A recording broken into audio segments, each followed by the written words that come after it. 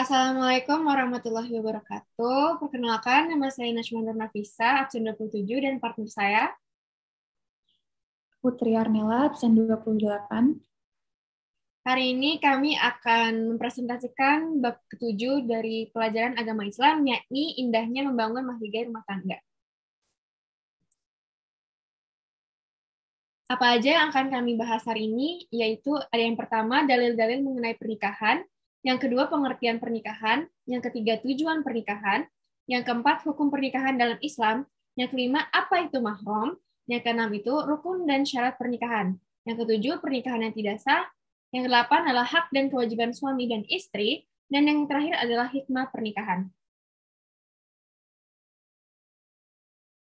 Dalil-dalil mengenai pernikahan. Seperti yang dikutip dalam Quran Surat An-Nahl, Surat ke-16 ayat ke-72, dan juga hadis mengenai Rasulullah SAW menganjurkan kepada para remaja, yakni, wahai para pemuda, siapa saja di antara kalian yang sudah mampu, maka menikahlah. Karena pernikahan itu lebih menundukkan pandangan dan lebih menjaga kemaluan. Jika belum mampu, maka berpuasalah. Karena berpuasa dapat menjadi benteng dari gejolak nafsu. Hadis riwayat Al-Bukhari dan Muslim. Selanjutnya, pengertian pernikahan. Secara bahasa yaitu mengumpulkan, menggabungkan, menjodohkan. Secara KBBI, perjanjian antara laki-laki dan perempuan untuk bersuami istri dengan resmi. Secara syariah, akad yang menghalalkan pergaulan antara laki-laki dan perempuan yang bukan mahramnya yang menimbulkan hak dan kewajiban masing-masing. Secara Undang-Undang Pernikahan RI Nomor 1 Tahun 1974, ikatan lahir batin antara seorang pria dan wanita sebagai suami istri dengan tujuan membentuk keluarga atau rumah tangga yang berbahagia dan kekal berdasarkan ketuhanan yang Maha Esa. Selanjutnya ada tujuan pernikahan. Ada 6 alasan mengapa orang melakukan pernikahan. Yang pertama adalah memenuhi tuntutan naluri manusia yang asasi. Yang kedua, mendapatkan ketenangan hidup. Yang ketiga adalah membentengi akhlak. Yang keempat adalah meningkatkan ibadah kepada Allah Subhanahu wa taala. Yang kelima adalah mendapatkan keturunan yang soleh atau solehah. Dan yang terakhir adalah menegakkan rumah tangga yang Islam. Selanjutnya, hukum pernikahan yaitu wajib bagi orang yang telah mampu baik fisik, mental, ekonomi, maupun akhlak untuk melakukan pernikahan, mempunyai keinginan untuk menikah, karena jika tidak menikah ditakutkan akan jatuh pada zina. Sunnah bagi orang yang telah mempunyai keinginan untuk menikah, namun tidak dikhawatirkan dirinya akan jatuh kepada maksiat, sekiranya tidak menikah. Mahrum bagi seseorang yang mampu menikah, tetapi dia khawatir akan menyakiti wanita yang akan dinikahinya, atau menzalimi hak-hak istri. Mubah bagi orang yang mampu dan aman dari fitnah, tetapi tidak membutuhkannya atau tidak memiliki syahwat sama sekali. Haram bagi orang-orang yang yakin bahwa dirinya tidak mampu melaksanakan kewajiban-kewajiban pernikahan, baik terkait berhubungan seksual atau tidak, dan juga pernikahan yang mengandung bahaya bagi wanita. Selanjutnya ada mahram. Apa sih mahram itu? Jadi orang-orang yang tidak boleh dinikahi as in haram. Dari kondisinya mahram terbagi menjadi dua, yakni mahram mu'abbad yang akan selamanya haram dan mahram ghairu mu'abbad. Yang seperti dikutip dalam surat An-Nisa ayat 23-24. Yang artinya, diharamkan atas kamu mengawini ibu-ibumu, anak-anakmu yang perempuan, saudara-saudaramu yang perempuan, saudara-saudara bapakmu yang perempuan, saudara-saudara ibumu yang perempuan, anak-anak perempuan dari saudara-saudaramu yang laki-laki, anak-anak perempuan dari saudara-saudaramu yang perempuan, ibu-ibumu yang menyusui kamu, saudara perempuan sepusuan, ibu-ibu istrimu, as in mertua, anak-anak istrimu yang dalam pemeliharaanmu dari istri yang telah kamu campuri. Tetapi jika kamu belum campur dengan istrimu itu, dan sudah kamu ceraikan, maka tidak berdosa kamu mengawininya. Dan diharamkan bagimu istri-istri anak kandungmu, seperti menantu, dan menghimpunkan dalam perkawinan dua perempuan yang bersaudara, kecuali yang telah terjadi pada masa lampau. Sesungguhnya Allah Maha Pengampun lagi Maha Penyayang. Dan pada surat An-Nisa, ayat 24, dan diharamkan juga kamu mengawini wanita yang bersuami, kecuali budak-budak yang kamu miliki.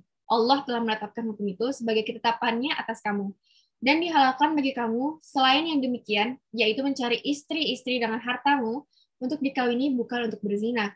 Maka istri-istri yang telah kamu nikmati atau campuri di antara mereka, berikanlah kepada mereka maharnya dengan sempurna, sebagai suatu kewajiban, dan tiadalah mengapa bagi kamu terhadap sesuatu yang kamu telah saling merelakannya sesudah menentukan mahar itu. Sesungguhnya Allah Maha Mengetahui lagi Maha Bijaksana. Singkatnya seperti itu ya kawan. Selanjutnya, rukun dan syarat pernikahan. Yang pertama, calon suami bukan mahram si wanita, sudah dikehendaki muayyan atau beridentitas jelas. Kedua, calon istri bukan mahram si lelaki, terbebas dari halangan nikah. Yang ketiga, wali, bapak kandung mempelai wanita, orang yang bukan dibenci laki-laki mahram si wanita. Telah balik, berakal, adil, tidak terhalang wali lain, tidak buta, beragama Islam, dan merdeka. Untuk keempat, 2 orang saksi, berjumlah 2 orang, merdeka, bukan orang fasik, tidak boleh merangkap sebagai saksi dalam keadaan rela dan tidak terpaksa. Yang kelima, sigah atau ijab kabul, tidak tergantung dengan syarat lain, tidak terikat dengan waktu tertentu, boleh dengan bahasa asing, menggunakan tazwij atau nikah, kabul harus dengan ucapan qabiltu nikaha tajwija.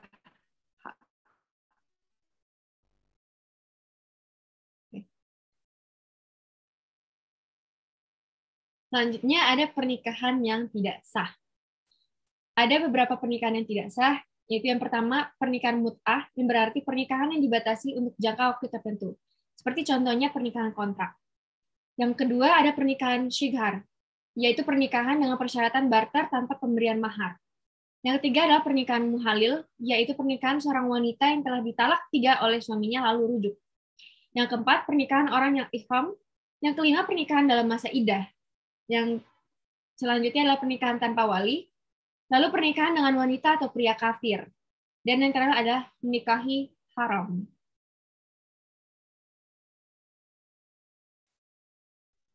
Selanjutnya, hak dan kewajiban suami istri. Yang pertama, kewajiban bersama suami dan istri yaitu memelihara dan mendidik anak dengan sebaik-baiknya, berbuat baik terhadap mertua, ipar, dan kerabat, setia dalam hubungan rumah tangga, bijaksana, rukun, damai, dan harmonis, saling membantu, menjaga penampilan lahiriah. Dan yang kedua, kewajiban suami terhadap istri yaitu menjadi pemimpin, bertanggung jawab atas kesejahteraan keluarganya, memelihara dan membimbing keluarga lahir batin, memberi nafkah, pakaian, dan tempat tinggal kepada istri dan anak, memberi kebebasan berpikir, bertindak kepada istri sesuai norma Islam, membantu tugas-tugas istri, dan tidak mempersulit. Yang ketiga, kewajiban istri terhadap suami yaitu taat kepada perintah suami, selalu menjaga diri dan kehormatan keluarga, bersyukur atas nafkah yang diterima dan digunakan sebaik-baiknya, membantu suami dan mengatur rumah tangga sebaik mungkin. Sebagai penutup, adanya hikmah pernikahan. Ada 5 hikmah dari pernikahan. Yang pertama adalah terciptanya hubungan antara laki-laki dan perempuan yang bukan mahram dalam ikatan suci yang halal dan diridhoi Allah Subhanahu wa taala. Yang kedua, mendapatkan keturunan yang sah dari hasil pernikahan. Yang ketiga, terpeliharanya kehormatan suami istri dari perbuatan zina. Yang keempat, terjalinnya kerjasama antara suami dan istri dalam didik anak dan menjaga kehidupannya. Dan yang terakhir, terjalinnya silaturahim antara keluarga besar pihak suami dan pihak istri. Terima kasih. Sekian dari kami. Kurang lebihnya mohon dimaafkan. Wassalamualaikum warahmatullahi wabarakatuh.